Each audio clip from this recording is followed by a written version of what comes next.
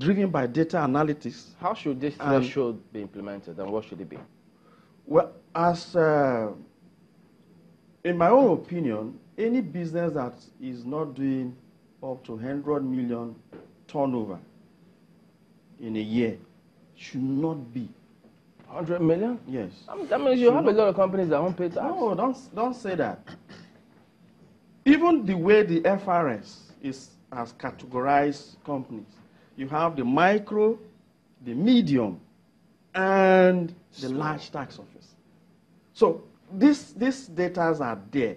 It's just for you to take a step back, carry out an intelligent review of what you have, the companies you have, and apply this principle. And you will discover that you will generate even thrice more than what you are getting now. When you get your VAT law correct, the policies are correct, and the administrative guidelines are correct.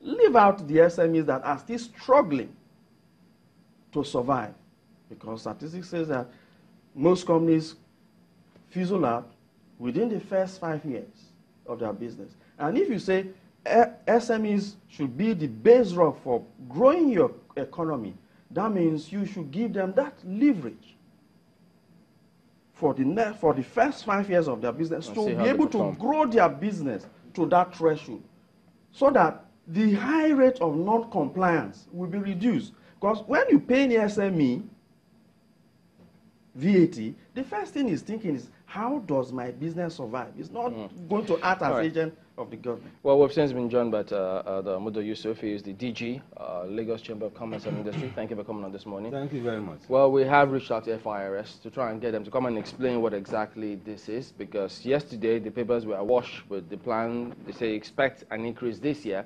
Today, the papers again, some parts of it say, no, FIRS says we're not planning to increase any VAT. But we heard the Minister of Finance talk about, we will increase VAT at some point this year, and FIRS will speak about that. But all of this making the rounds. What's your assessment of what they really want to do? Some think they're trying to test the waters. Others think, well, let's watch and see what happens. What do you think? Yeah, thank you very much. First, we know that the government has a major challenge with revenue. Funding has been a major issue, and the president, when he was presenting the 2019 budget, highlighted that point. So the issue is how government will tackle the challenge of fiscal sustainability. If you look at the budget, by the time you take the recurrent expenditure, the debt service, it's virtually consumed the entire revenue. And what that tells you is that capital expenditure has to be funded by borrowing. But that is not sustainable. Is it an afterthought to bring in the VAT issue at this point to try to fund the budget 2019? No. My thought is that perhaps they are looking at a range of options. You know, remember they set up this committee, this Bismarck committee to advise. We haven't seen the details of that.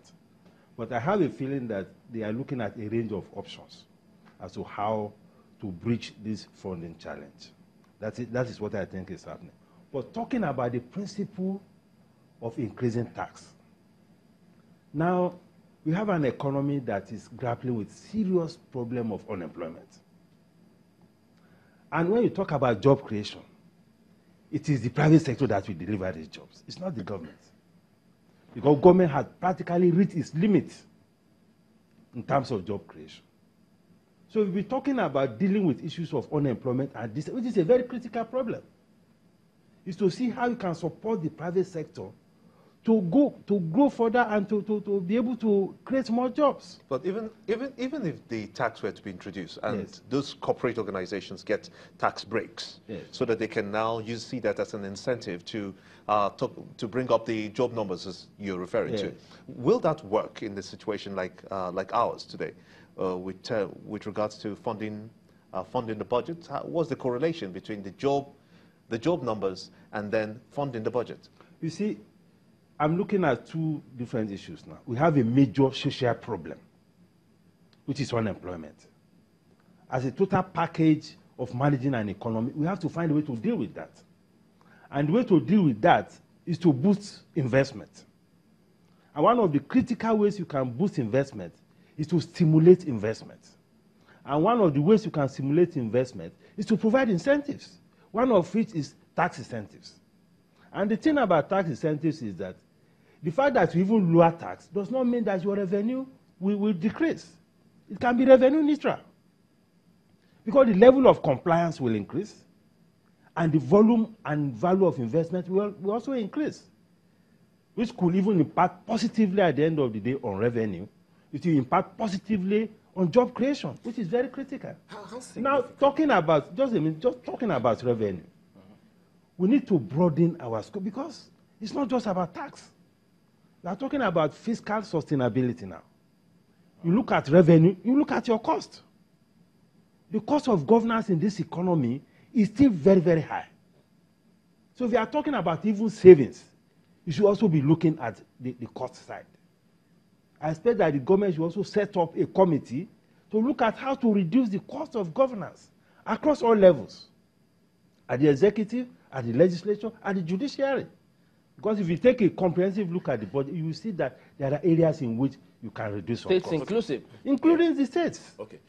Mr. Daly, how significant is a tax increase? How significant will a tax increase be on any organization and eventually the economy? How significant? Okay, you see, the major problem we have in Nigeria today is policy incongruity.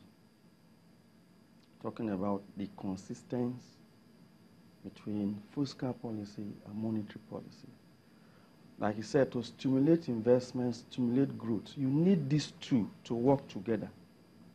Now, if you read through all the budgets that have been presented in the past 4 years, you keep on hearing expansionary policy, expansionary policy. The question is, what is expansionary policy? What are the characteristics? Increase in government spending and increase in taxation, do they work together? That is policy conflict.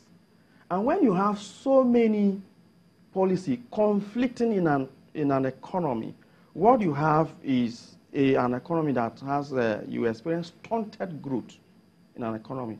And that's why you see in the past 4 years, the growth has been what? Minimal.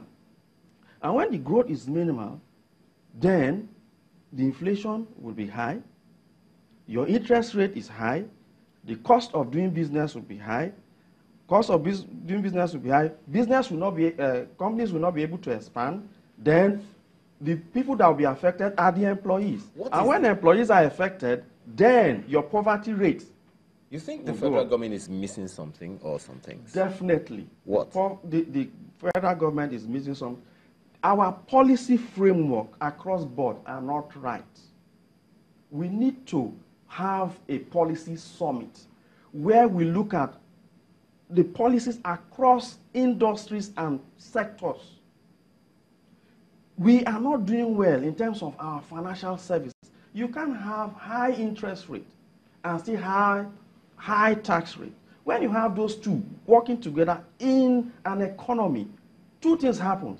You will not be able to create capital, and you will not be able to attract enough investment to drive the economy. Yeah, but Mr. Mudo, I mean, CBN, they've spoken about this. You time and again, you hear the NPR. I remember the former Minister of Finance and the CBN.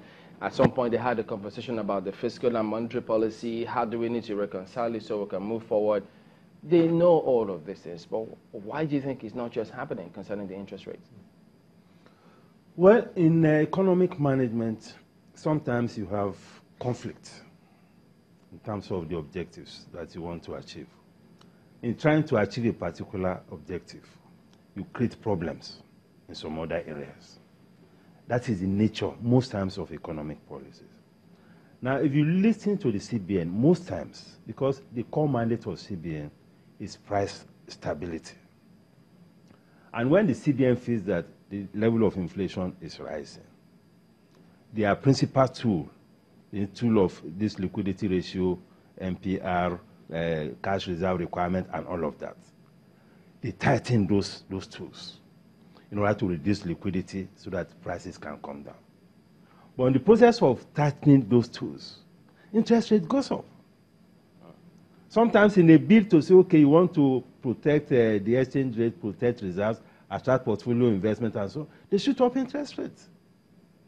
So while sometimes they may be achieving to some extent the objective of price stability, they are creating the challenges for funding for investors.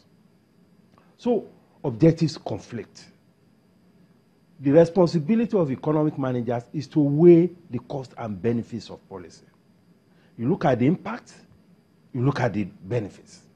And the balance of that will determine what exactly should be the direction in which policy should go.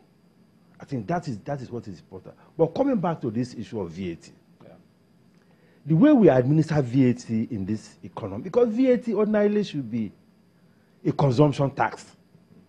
It should be something that should be happening at the end of the chain. But in Lagos, in some states, yes, you have the VAT, you have consumption tax. Yes, which is part of the issue of multiple taxation that we talk about, which is still a big problem anyway, as we speak.